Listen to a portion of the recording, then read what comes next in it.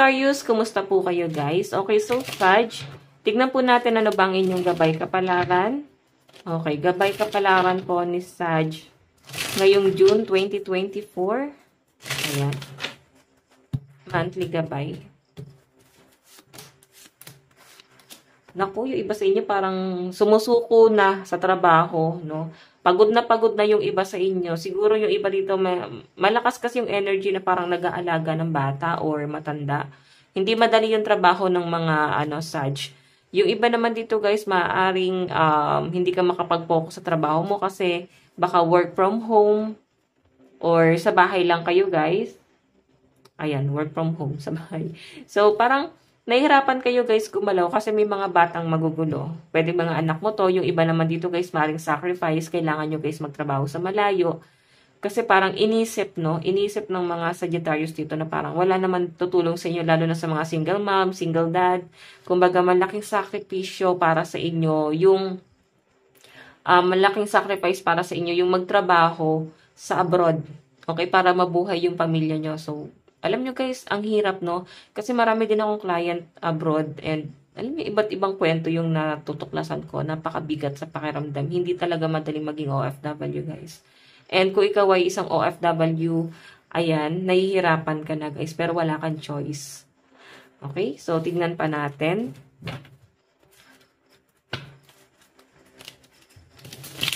Sagittarius.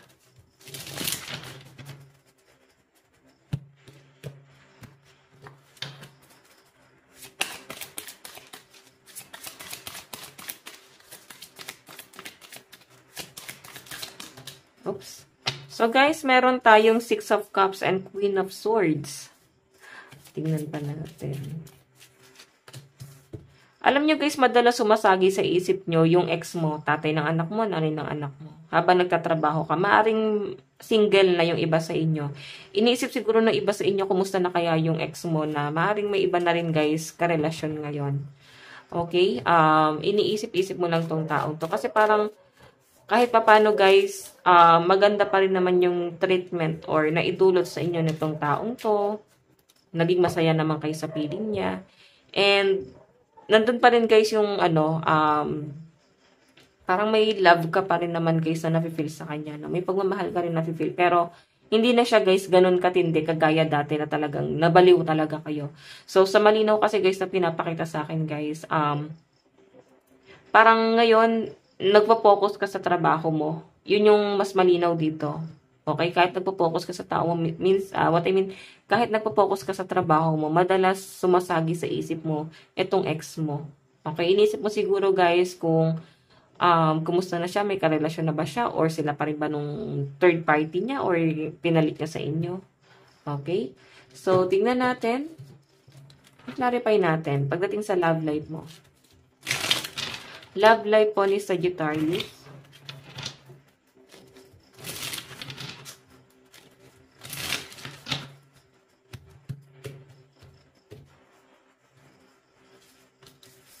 King of Hearts.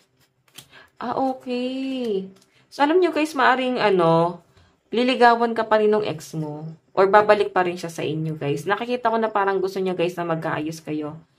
Ayan. Yun nga lang guys, maaari kasi na may relasyon na yung iba sa inyo or maaari naiisip mo rito guys na hindi na madali para sa inyo. No? Kumbaga nilalagay mo yung sitwasyon mo doon sa, for example is nagkabalikan na kayo. Nilalagay mo yung sitwasyon mo sa gano'n na what if nagkabalikan na kami, uulitin niya pa rin kaya yung panlalalaki or panbababae niya. So parang nahihirapan kayo kasi iniisip naman ng iba sa inyo, Sag, na mabait naman tong taong to. Okay?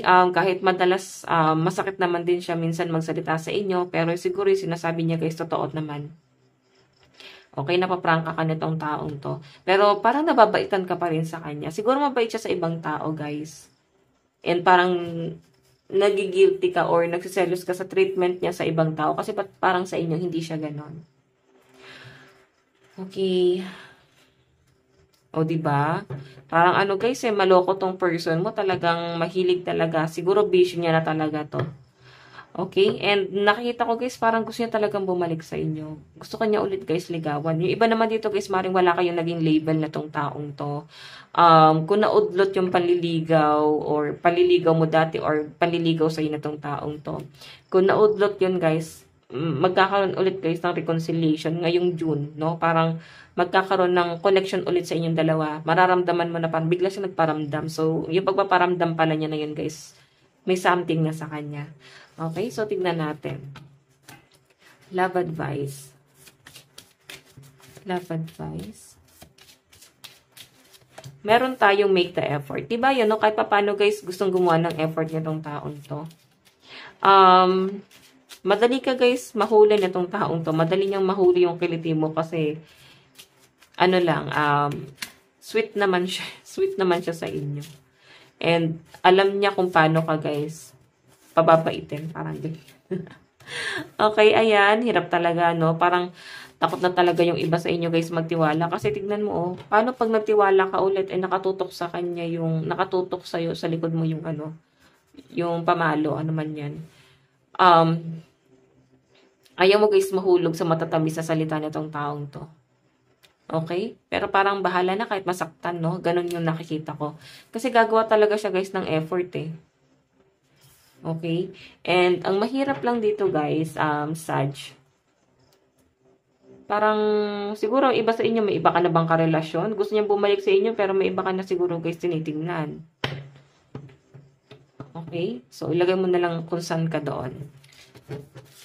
Tignan natin guys, pagdating naman po sa inyong kaperahan, ngayong June 2024. Pagdating sa inyong kaperahan. 7 of Hearts. Yung iba sa inyo guys, tinatamad kasi malayo siguro yung trabaho nyo, no? Ang layo ng biyahe, or maaaring puyat talaga yung iba sa inyo, baka nagde-deliver kayo, or napupuyat kayo sa trabaho nyo kasi baka pang night shift kayo guys. Yung iba naman dito guys, maaaring nasa abroad kayo, ayan no. And may nakikita rin ako dito guys, biglaan yung biyahe ng iba sa inyo kung nagpaplano kayong mag-abroad. And yung iba naman sa inyo guys na nandito lang, so I think yung pagbiyahe-biyahe mo yung struggle mo dito. Kasi talagang ang aga mong gumigising para lang doon sa trabaho mo. Or kung gabi ka na guys, no, kung panggabi yung trabaho mo. Parang wala ka naging time sa sarili mo kasi nagtatrabaho ka ng gabi, tulog ka sa umaga. Okay? Ayan. Yun yung iniisip ng iba dito, guys. Pero alam nyo, sa pinapakita sa akin, guys, dahil nga po may mga umaasa sa inyo. Ayan. May nakikita pa ako rito, guys, ng parang nangihingi ng sustento. Or ikaw yung nangihingi ng sustento. No? Kung ikaw ay single parent dito. Okay? Tignan natin, guys, pagdating naman po sa pagdating sa inyong, ano na ba ito? Pagdating naman sa inyong trabaho, tingnan natin guys. Trabaho po ni Sag. Okay, so yun nga guys, maaaring struggle niya talaga is yung biyahe. Okay, yun lang po yung pinapakita sa akin. And parang nahihirapan din kayo guys, parang gusto nyo pong mag-change po ng career. Okay, maaaring meron kang iniiwasan dito sa katrabaho mo. Kaibigan to. Baka may naliligaw sa inyo or may nagugustuhan ka sa trabaho. Natatempt ka doon sa taong yun. Okay? So, tignan natin guys pagdating sa mga kaibigan. Kaibigan. Nine of Hearts. O, diba? May nagkakagusto po sa inyo na kaibigan nyo guys.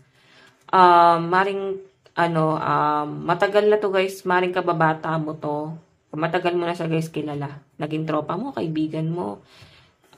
May gusto talaga siya sa inyo guys, sa pinapakita sa akin dito. Matagal na. Diba? So, siguro guys ngayon magkakaroon siya guys ng lakas ng loob na umamin sa inyo. So, eto guys, energy ng mga kaibigan, pero mas malakas yung nasagap natin, may nagkakagusto po sa inyo na kaibigan. Tignan natin guys, pagdating sa family. Pagdating sa pamilya.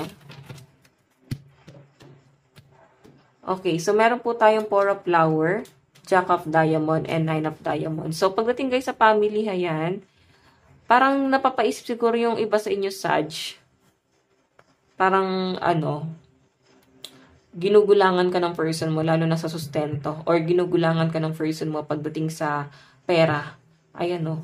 Parang hindi nagiging balanse yung sinasahod nitong taong to. Nagiging mahigpit ka sa kanya, Sagittarius, kasi feeling mo kasi meron talagang iba, no? Kung ikaw ay asawa mo itong tinatanong mo. Parang feeling nyo guys, meron talaga siyang iba sa trabaho. Kasi parang kulang na guys yung pinapadala nitong taong to. Okay, so tignan natin guys ang inyong advice. Advice po ni Sag. Meron tayong believe in your good luck. So, ayan guys, sinasabi na sa inyo, may swerte talagang paparating sa inyo ngayong June 2024. So, napanghihinaan lang talaga kayo guys ng loob eh. So, parang sinasabi dito, wag kang panghihinaan ng loob guys kasi mukhang ngayong June guys magiging maayos na. Okay, magiging maayos na ang takbo ng lahat kasi parang unti-unti ka na guys nakaka-recover kahit papano, no? Okay, so Sag, ito lang po ang inyong reading. Maraming salamat po. Bye-bye!